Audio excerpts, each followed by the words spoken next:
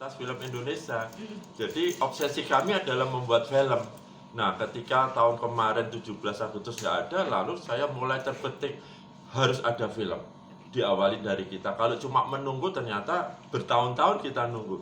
Film perjuangan banyak, tapi yang khusus segmented untuk proklamasi belum. Nah, kami menginisiasi, mengawali tahun depan harus ada ini, gimana pun caranya gitu loh. Lalu saya muncul ide, kita harus buat film animasi. Judulnya ya pasti merah putih, karena proklamasi itu nggak jauh dengan isinya pengibaran bendera merah putih. Nggak mungkin saya kasih judul benderaku gitu kan, ya terlalu universal. Nah, itu ide awalnya. Lalu kami mulai cari ide, narasinya, karakternya, ceritanya gimana.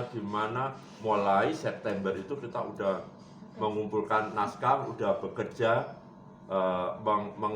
menyiapkan sourcingnya masing-masing sampai bulan Mei akhir tahun?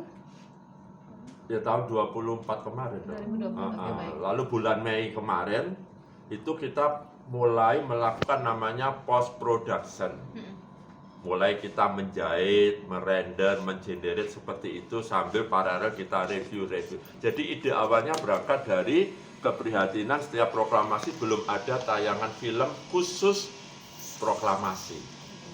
Pak, ini kan sempat rame, Hanung Bramantio mengkritik film ini, kalau boleh dibilang habis-habisan. Nah, tanggapan Bapak gimana? Apalagi dia sempat membahas budget pembuatan film terlalu tinggi untuk Merah Putih. Kami kaget. Budget terlalu tinggi itu budget yang dari mana gitu. Kalau habis-habisan memang iya, kami kerjakan film ini habis-habisan. Budget yang di seliweran di udara yang sekitar 6,7, apalagi ada embel-embel dari pemerintah, kami kaget, bingung. Bisa muncul narasi itu dari mana gitu. Tidak ada satu peser pun uang dari pemerintah, dari swasta, dari cukong, dari siapapun, dari grup media juga nggak ada, dari pelaku seni juga nggak ada. Ini kita bentuk karena kita mau memberikan sumbangsi untuk kemeriahan 17 spesial. Tahun ini kan 80 tahun. Nah, dengan cara apa? Kami akhirnya mengumpulkan beberapa orang yang memiliki suasana kebatinan yang sama. Saya gandeng A, si B. Kami misinya ini loh ya. Nggak ada uang, nggak ada HR. Tapi kita gotong royong effort. Effortnya itu apa? Kemampuan, waktu, tenaga, skill saya. Kalau itu dinilai, itu bisa lebih dari 15M, lebih dari 20 semua kru ini. Tidak ada satupun. Jadi prihatin iya. Lalu ada tudingan anggarannya yang tidak signifikan dengan hasilnya. Loh, anggaran dari mana gitu loh. Kami bingung gitu, dan di dalam kebingungan kami itu tertawa gitu loh. Artinya apa? Ya, pesan moral dalam film ini sesungguhnya sebelum hari H kemarin 14 Agustus udah nyampe kepada pelaku industri perfilman, kepada masyarakat. Buktinya apa? Masyarakat itu peduli kepada film ini karena film ini merah putih. Bukan peduli kepada kami atau berpikir, enggak. Kalau judulnya warungku, pasti nggak ada. Karena saya peduli kepada Anda, maka saya akan memberikan nasihat, memberikan wejangan dan sebagainya karena peduli. Kalau nggak peduli, saya bodoh amat, lu mau makan, mau tidur, itu nggak peduli. Jadi saya mengapresiasi warganet 62 dan kawan-kawan pelaku di industri film yang sudah mengapresiasi terlepas pro dan kontra apapun itu. Kami sangat mengapresiasi. Pak, kan banyak juga yang memberikan kontra lah, atau banyak juga yang nggak setuju dengan jadwal penayangan film ini di saat 200 film lagi ngantri untuk penayangannya. Kesannya terlalu terburu-buru gitu. Ya. Pak, ini kan semakin menyudutkan Bapak kayak ini kayak diudanai pemerintah, BUMN, apa segala macam. Mungkin seperti apa sih? Ya itulah, jadi semua narasi itu connectingkan, dijodoh-jodohkan gitu loh. Perkara bisa tayang keburu-keburu. Kami ini sudah mengerjakan 1 tahun loh. Sejak 17 Agustus mulai sos dan penokan dan karakter, skrip dan sebagainya, kita baru mulai menjahit itu bulan Mei, akhir Mei. Jadi ada 2,5 bulan kita menyelesaikan. Itu kan tinggal merender, mengkompilasi itu. Nah kalau terburu-buru ya enggak juga gitu. Dan kalau kemudian bisa tayang di Access1, loh kami ini juga melakukan prosedur yang seperti pada umumnya yang disyaratkan oleh pihak Access1, pihak Bioskop. Tapi di awal saya ingatkan, tujuan kami memproduksi film Merah Putih ini bukan untuk komersial dan untuk festival, tapi untuk kontribusi memeriahkan 17 Agustus. Kami sekalipun Access1 tidak menayangkan, kami tidak kecewa karena kami tahu tujuan kami memeriahkan. Kalaupun tidak ada bioskop yang menayangkan ya sudah, kami akan memeriahkan. Terakhir sejelek-jeleknya ya kami tayangkan di pada kanal-kanal yang kami miliki dan bisa kami akses.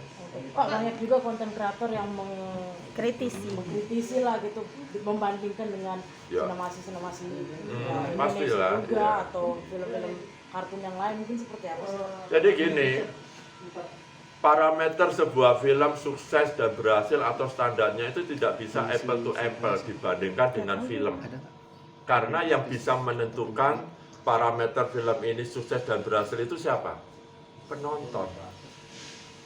Film yang didanai biaya besar, teknologinya canggih, tekniknya canggih, dan artis dan semua kru talentnya canggih, bukan jaminan film ini sukses dan berhasil. Tapi sebaliknya film yang biasa, yang didanai yang kecil bisa sukses di bioskop.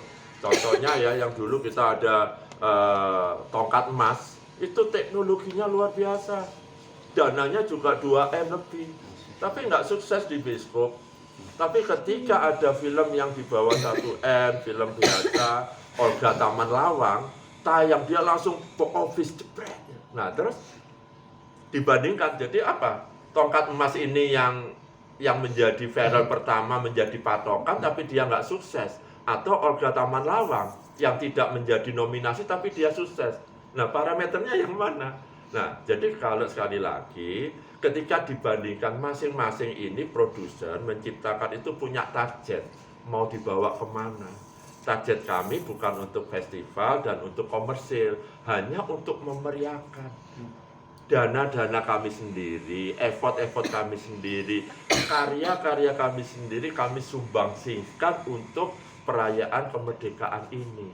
Nah, kami juga bingung gitu loh. Kenapa kok jadi begini, itu di mana letak kesalahan kami? Apakah ketika kita berkreativitas dalam karya kami seperti Wamen and Craft, Bu Irin Umar katakan silakan berkarya dalam kreativitas, itu kan bebas, unlimited. Gitu. Pak, tadi sempat bahas budget. Kan dari Mas Hanung mengeluarkan angka 6M-an ya. Apa realnya berapa sih Pak budget untuk bikin film itu? Ya biar penasaran juga nih Pak. Iya. Tadi sudah saya katakan, kami mengawali ini bukan dengan budget, karena kami nggak ada budget. Kami mengawali dengan semangat kebangsaan, gotong royong kepada setiap orang yang mau terlibat. Gotong royong bukan uang, tapi effort, pikiran, tenaga. Awalnya memang nggak mudah. Kami sudah hunting animator, saya hubungi Jogja, Bandung, Jakarta. Iya, berkata di depan harus ada materi. Ada yang berkata film panjang kami nggak sanggup. Pak, berapa kontraknya? Oke Pak, kalau nggak ada kontraknya, nggak apa-apa, kami minimal dapat DP dong Pak. Enggak. Intinya habis berapa Pak? Ini dari praproduksi sampai tayang. Yang habis tidak bisa dibayar terima kasih itu cuma 3. Beli air mineral, nasi goreng, mie, buat poster karena itu dipercetakan, buat di CP, di vendor, ini harus bayar di muka, kalau nggak di muka, nggak diproduksi. Kalau habis berapa, sudah bukan rahasia umum, bisa tahu ini harganya berapa. Gitu. Sebab kalau kami ngomong habis berapa, kami ngomong begini juga salah, ngomong begitu salah.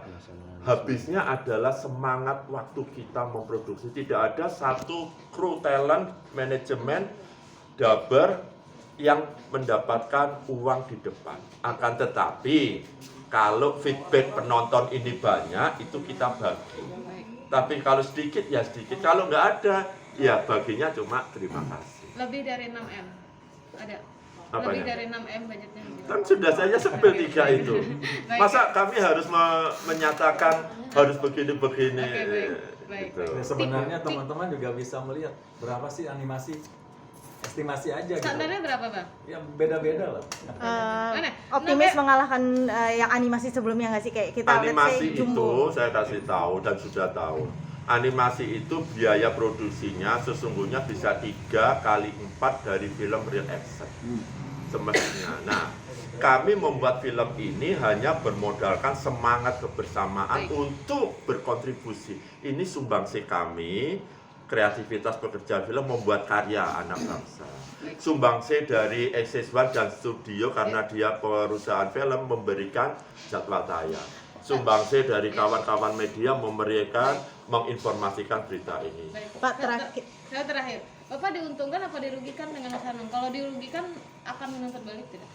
Apa mungkin orang-orang ternyata tahu film ini ternyata dari Mas Hanung gitu? Apa gimana? Iya, apapun pro kontra itu, saya berkata saya mengapresiasi, tadi sudah saya sebut, mengapresiasi warganet dan kawan-kawan pelaku film. Karena mereka, maka artinya mereka itu peduli kepada Merah Putih. Saya di awal sudah mengapresiasi mereka. Baik. Pak, mungkin yang terlibat pengisi suaranya ada anak bangsa, public figure atau memang dari kalangan? Jadi kembali kalau kami pakai public figure sudah pasti angkanya gede dan nggak mungkin mau dibayar belakangan atau terima kasih. Semuanya tidak ada public figure, semuanya public biasa aja. Kayak Berarti gitu. ini ajakan Bapak untuk menumbuhkan rasa nasionalisme kepada Kami menginisiasi dan men-trigger dengan banyak remake, trial, terus remake yang main. Kami bisa membuat saya berpikir tahun depan pasti ada film animasi Merah Putih, nggak hanya Merah Putih One for All. Ada 3, 4, 5, ayo kita meriahkan sama-sama. Dan itu bagus gitu loh. Buat kemeriahan. berarti tidak terhenti di sini, Pak. Akan ada selanjutnya di tahun depan. Kami sudah bertekad setiap tahun kita akan berkontribusi. 17 Agustus ada Merah Putih One for All. Pak, terakhir, kan sebelumnya film animasi yang ramai diomongin sama netizen juga Jumbo ya Pak. Untuk Merah Putih One for All sendiri, optimiskah akan punya penonton setara Jumbo atau mungkin lebih, Pak? Di awal kami tidak memiliki target sama sekali. Kami hanya ini bisa tayang di bioskop, obsesi setiap pelaku film begitu. Bioskop juga harus bioskop apa? Access1 misalkan. Itu obsesi semua. Oke Pak. Oke, siap.